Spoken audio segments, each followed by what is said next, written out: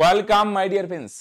তো ফ্রেন্ডস, এখন আমরা এই ভিডিওতে অঙ্কের একটি খুবই গুরুত্বপূর্ণ প্র্যাকটিস সেট সলভ করব। আশা করি প্রত্যেকের ভালো লাগবে। আসো শুরু করি। হ্যাঁ, দুটি সংখ্যার গুণফল 5। প্রথমে একদম সিম্পল অঙ্ক দিয়ে শুরু করছি। হ্যাঁ, দুইটা সংখ্যার গুণফল 5, একটি সংখ্যা 3/2 হলে সংখ্যা দুটির যোগফল কত? তাহলে বলো, একটা সংখ্যা যদি হয়, একটি সংখ্যা কত? 3/2। অপরটা কিভাবে বার করবে তুমি বলবে? খুবই সিম্পল। দুইটা সংখ্যার গুণফল কত দেওয়া আছে? 5 না? দুইটা সংখ্যার গুণফলকে একটা সংখ্যা দিয়ে ভাগ করে, একটা সংখ্যা কত? 3/2 না? এটা দিয়ে ভাগ করে দিই। ওকে, দুইটার গুণফল কত? 5। এটাকে ভাগ করবো, একটা সংখ্যা 3/2, 3/2 দিয়ে ভাগ করে দেবো, একই না?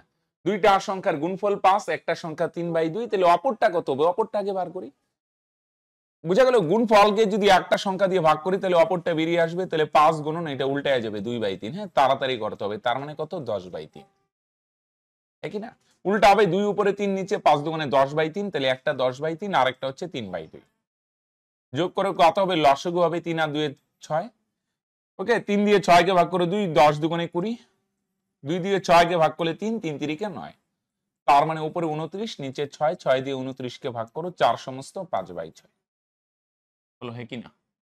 4 পূর্ণ 5/6, ঠিক না? তাহলে গুণফলকে একটা সংখ্যা দিয়ে ভাগ করো, অপরটা 10/3 আর একটা 3/2, যোগ করো 29/6 মানে 4 সমস্ত 5/6।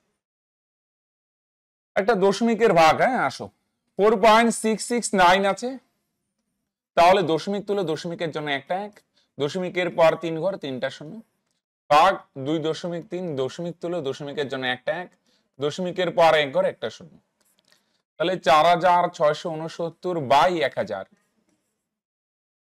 গুণন ভাগ, মানে গুণ দিয়ে উল্টে দাও, 23/10 আছে, এটার উপরে কত যাবে? 10 আর নিচে কত? 23। শূন্য শূন্য ক্যান্সেল, 23 দিয়ে ভাগ করো, 23 দুগুণে 46, দুইটাকে একবারে ভাগ করলে একটা শূন্য, 3 3 69, 100 দিয়ে ভাগ করলে 2 ঘর আগে দশমিক, তার মানে 2.03।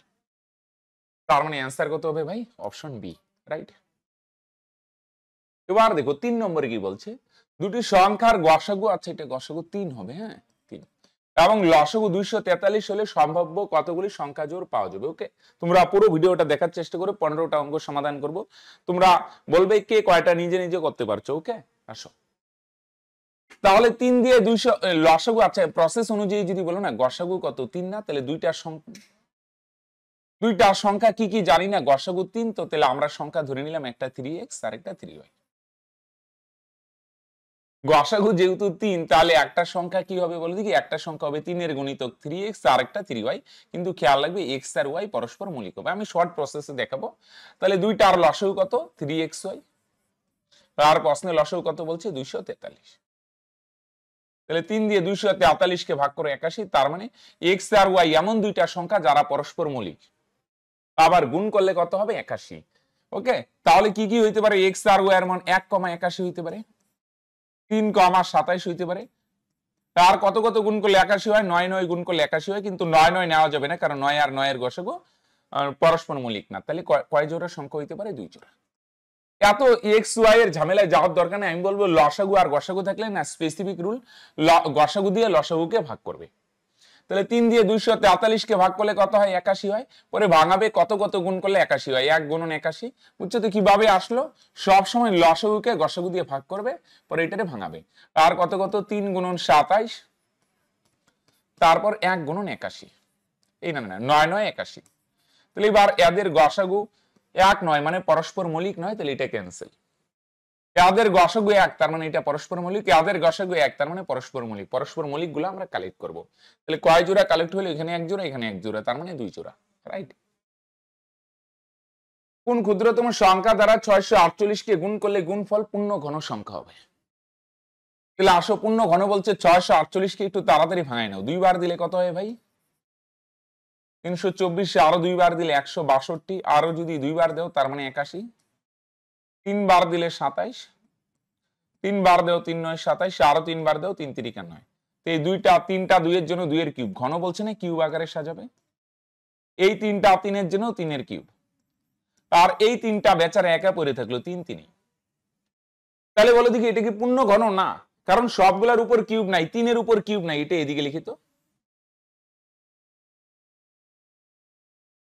এই দুইটা দুইয়ের তিনটা দুইয়ের জন্য দুইয়ের কিউব, এখানে তিনটা তিন, তাহলে তিনের কিউব, আর এই তিন একা থাকলো একা, তিন তিনে।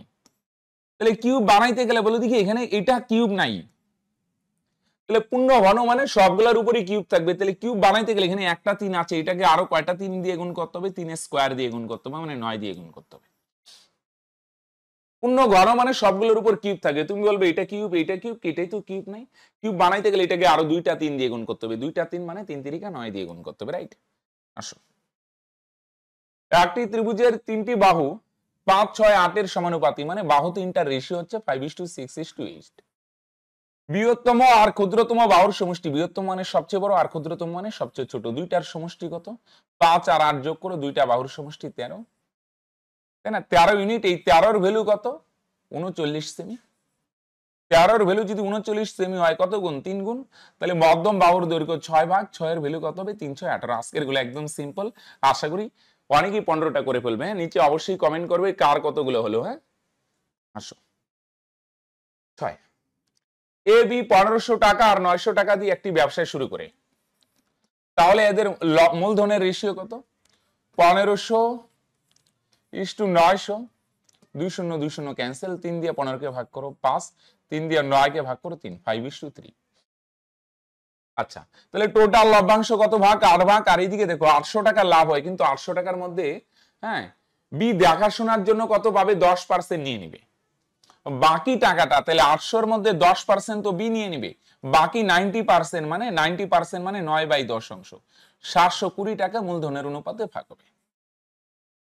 বি 10% এক্সট্রা নিবে, বাকি 720 টাকা মূলধনের অনুপাতে ভাগ হবে। তাহলে টোটাল লভ্যাংশ 8 ভাগ, 8 এর ভ্যালু যদি 720 হয়, কত গুণ? 90 গুণ। তাহলে বি এ পাবে 5 ভাগ, 5 এর ভ্যালু কত হবে? এটাও 90 গুণ হবে, তার মানে 450 টাকা।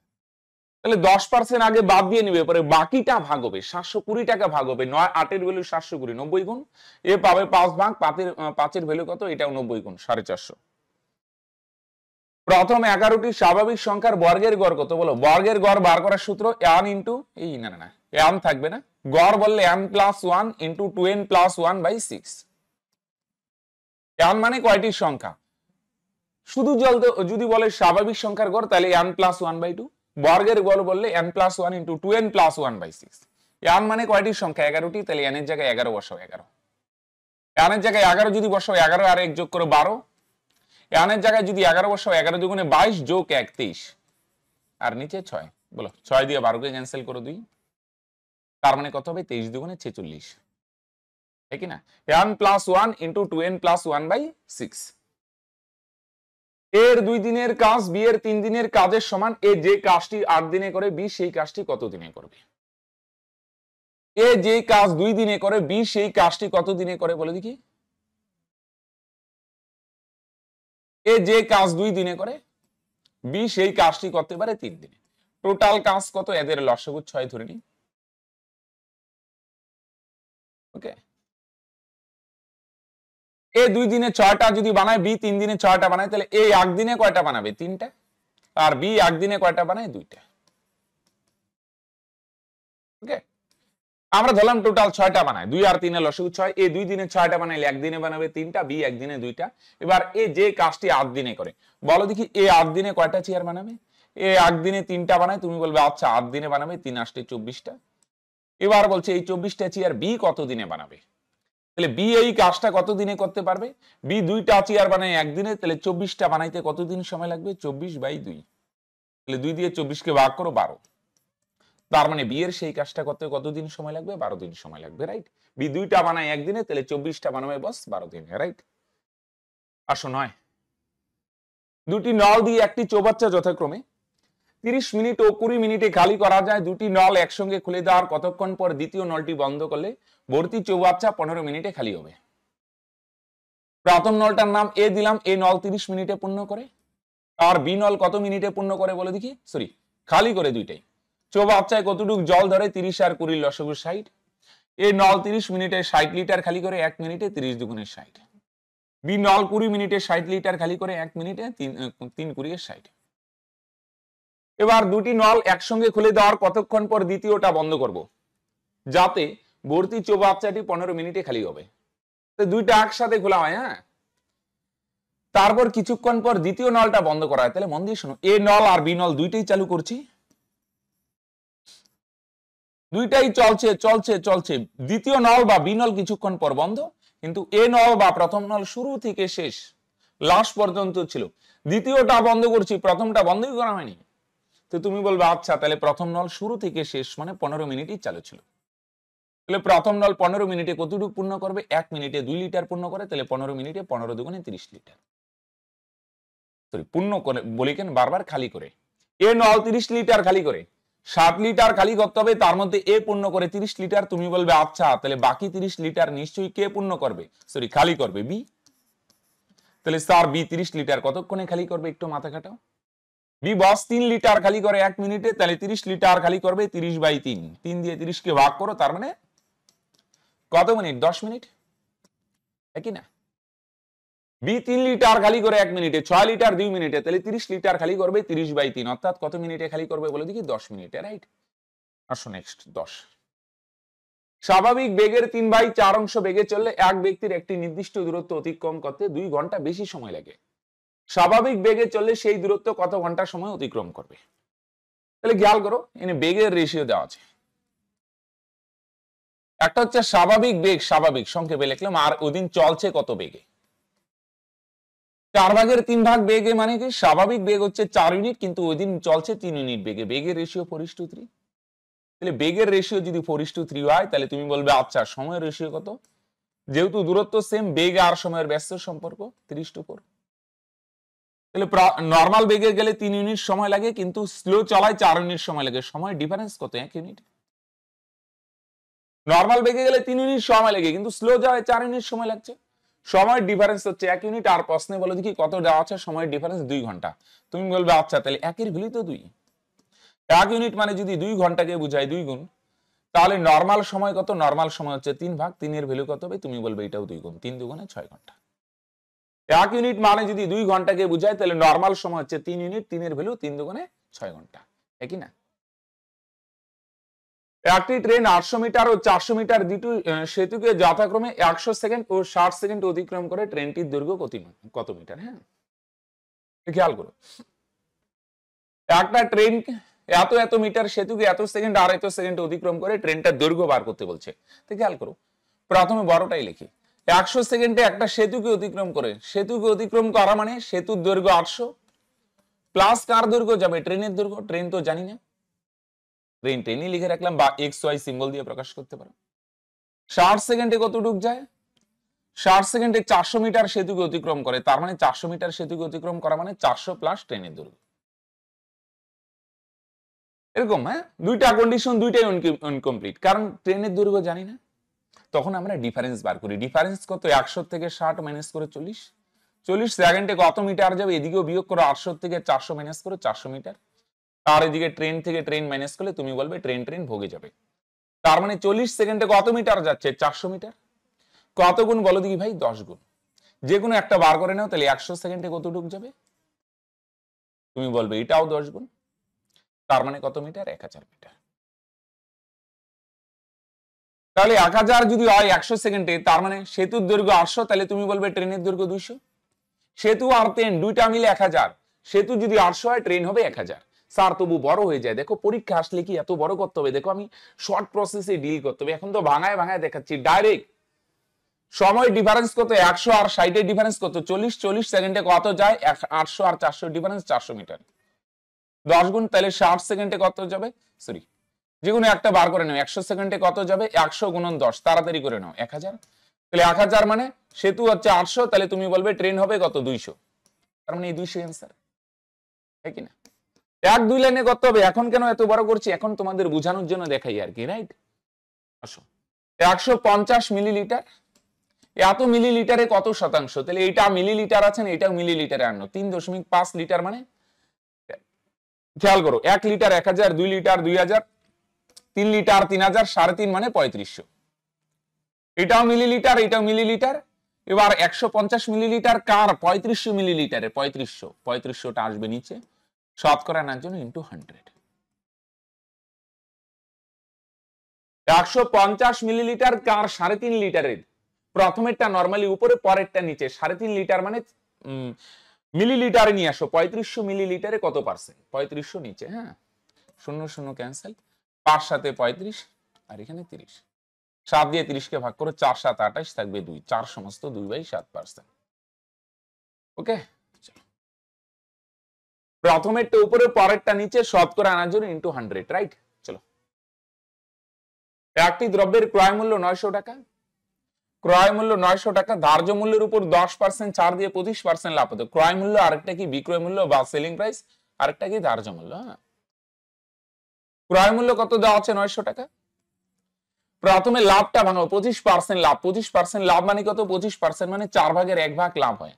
ক্রয় মূল্য 4 ভাগ, লাভ হবে 1 ভাগ, তাহলে বিক্রয় মূল্য কত ভাগ? 2টা যোগ করো, 5 ভাগ। 4 ভাগ কেনা দাম, 1 ভাগ লাভ, বিক্রয় মূল্য 5 ভাগ, তাহলে ক্রয় মূল্য হচ্ছে 4 ভাগ, 4 এর ভ্যালুই তো 900, তাহলে বিক্রয় মূল্য 5 ভাগ, 5 এর ভ্যালু কত? তাহলে 4 দিয়ে যদি ক্যান্সেল করো, তার মানে কত হয়? 4 × 88, 2 4 5 × 25, তাই না? 5 5 25, 5 / 110 আর 2 112, 1125। বিক্রয় মূল্য হলো, এবার আসো ধার্য মূল্য বার করি। ধার্য মূল্য কি করে? প্রথমে তাহলে লাভের পার্সেন্ট ভাঙাবে, এবার ডিসকাউন্টের পার্সেন্ট ভাঙাও। ক্রয় মূল্য থেকে বিক্রয় মূল্য বার করলাম, লাভ ভাঙিয়ে, এবার ডিসকাউন্ট দিয়ে আমরা কোথায় চলে যাবো? ধার্য মূল্যে। 10% ডিসকাউন্ট মানে 1/10। বিক্রয় মূল্য 10 ভাগ হলে 1 ভাগ, সরি, ধার্য মূল্য 1 ভাগ হলে, ধার্য মূল্য যদি 10 ভাগ হয়, 1 ভাগ ডিসকাউন্ট, তাহলে বিক্রয় মূল্য হবে 9 ভাগ। তাহলে বিক্রয় মূল্য 9 ভাগ, 9 এর ভ্যালু যদি 1125 হয়, তাহলে ধার্য মূল্য 10 ভাগ 10 এর ভ্যালু কত? নিচে ইউনিট দিয়ে বিক্রয় মূল্য 9 ভাগ আর রিয়েল ভ্যালু দিয়ে বিক্রয় মূল্য 1125। বিক্রয় মূল্য হচ্ছে 9 ভাগ, 9 এর ভ্যালু 1125 টাকা, তাহলে ধার্য মূল্য 10 ভাগ 10 এর ভ্যালু কত? হ্যাঁ, 509 দিয়ে ক্যান্সেল করো, 9 12 108 থাকবে 4 45, 5 9 45, এই দুইটা গুণ করো, তার মানে কত হবে? 1250 টাকা, ঠিক না? তাহলে বলো ধার্য মূল্য কত টাকা? 1250, রাইট? ক্রয় মূল্য থেকে বিক্রয় মূল্য, বিক্রয় মূল্য থেকে ধার্য মূল্য বার করে দেবো। ওকে, গল্প শেষ। 1600 টাকা 2 বছর 4 মাসে সরল সুদ 252 টাকা হলে সরল সুদের হার কত? 2 বছর 4 মাস মানে কত? 2 বছর প্লাস 4 মাস, 4 মাস মানে 4 কে বছরে নিয়ে আসো, 12 দিয়ে ভাগ, 4 বার, তার মানে কত হয়? 3 দুগুণে 6 যোগ 1, 7/3 বছর। তাহলে সুদের হার কত? আর মানে কত? 100 ইন্টু আই, আই মানে সুদ, সুদ কত? 252, আর নিচে পি, পি মানে মূলধন, মূলধন কত? 1600 ইন্টু টি, টি মানে 7/3, 3টা কোথায় যাবে? উপরে। 2 0 2 0 ক্যান্সেল, 7 দিয়ে কাটা যায় না ভাই, 3 7 21, 4 42, 6 7 42, 4 4 16, 4 9 36, তার মানে 3 9 27/4, 4 দিয়ে 27 কে ভাগ করো, 6 সমস্ত 3/4, তার মানে সুদের হার কত হবে? 6 সমস্ত 3/4%, রাইট? আসো, আর ইকুয়াল টু কি? সূত্রটা বুঝছো তো? 100 ইন্টু আই, নিচে পিটি, পি মানে মূলধন, টি মানে সময়। ওকে, চলো, কারো অসুবিধা হলে আমরা চ্যাপ্টার ওয়াইজ যে ক্লাসগুলো করছি এগুলো অবশ্যই ফলো করবে। হ্যাঁ, আসো, আচ্ছা, এটা বাংলায় হয়ে গেল। হ্যাঁ, আচ্ছা চলো, 80 লিটার পাত্র থেকে 8 লিটার দুধ তোলা হয়, হ্যাঁ, তার পরিবর্তে 3 লিটার জল মিশানো হয়। এই পদ্ধতি 3 বার করার পর পাত্রে কত লিটার দুধ থাকবে? তাহলে প্রথমে দেখো 80 লিটার দুধ ছিল, 8 লিটার যদি দুধ তুলে, তাহলে এখন দুধের পরিমাণ কত হবে? 72। রেশিওতে নিয়ে আসলে 8 10 80, 8 9 72, তাই না? 10 ভাগ থাকলে 9 ভাগ হবে একবার করার পর। এবার 3 বার বলছে না, এটারে 3 দিয়ে গুণ করতে হবে, বা সিম্পল এটারে কিউব করে দাও। 10 এর কিউব কত? 1000, আর 9 এর কিউব কত? 729। যদি বলতো 2 বার, তাহলে স্কয়ার করে দিতাম। তার মানে আগে যদি 1000 থাকে, এখন দুধের পরিমাণ কত? 729। ওকে, এটা আগে যদি 1000 ইউনিট থাকে, এখন হবে 729 ইউনিট। তো মন দিয়ে শোনো, তাহলে আগে 1000 ইউনিটের ভ্যালু, 1000 এর ভ্যালুই তো কত? 80 লিটার। ইউনিটটা নিচে না, 1000 ইউনিট মানে যদি 80 লিটারকে বোঝায়, তাহলে এখন দুধের পরিমাণ 729 ইউনিট। 729 এর ভ্যালু কত? ঠিক না? 1000 এর ভ্যালু যদি 80 হয়, 1000 এর ভ্যালু নিচে ইউনিট, বড় ছোট এইভাবে ভাববে না। 1000 ইউনিট মানে যদি 80 লিটারকে বোঝায়, এখন দুধের পরিমাণ 729 ইউনিট। 729 এর ভ্যালু কত? 1 0 1 0 ক্যান্সেল, আর কাটবে না, সুবিধা হবে। 8 9 72 এর 2 থাকবে 7, 8 2 16, আর 7 23 এর 3 থাকবে 2, 7 8 56, আর 2 58। বলো ঠিক করছি কি ভাই? হ্যাঁ, আর নিচে 100, 100 দিয়ে ভাগ করলে 2 ঘর আগে দশমিক। ওকে, কার কয়টা হলো? কার 15টা, কার 13টা, কার 14টা, অবশ্যই কিন্তু নিচে কমেন্ট করবে। ওকে, চলো, তাহলে আজকে এই কয়েকটাই ছিল, এখানেই শেষ করছি। দেখা হচ্ছে নেক্সট ভিডিওতে। কেউ যদি তোমরা আমাদের পেইড কোর্সে ভর্তি হতে যাও, তুমি যে কোনো চাকরি পরীক্ষার জন্য প্রস্তুতি নাও না কেন, তোমরা যদি পেইড কোর্সে জয়েন হতে চাও, পেইড কোর্সের মাধ্যমে তোমরা যে কোনো পরীক্ষার জন্য প্রিপারেশন নিতে পারো। তার জন্য নিচে দেওয়া নাম্বারে কন্ট্যাক্ট করতে পারো। ওকে, আমাদের কোর্সের এডমিশন ফি হচ্ছে 499 টাকা, আর মাসিক বেতন মাত্র 99 টাকা। মাসিক বেতন দিয়ে তুমি বস যতদিন খুশি ক্লাস করতে পারো। ওকে, চলো বাই।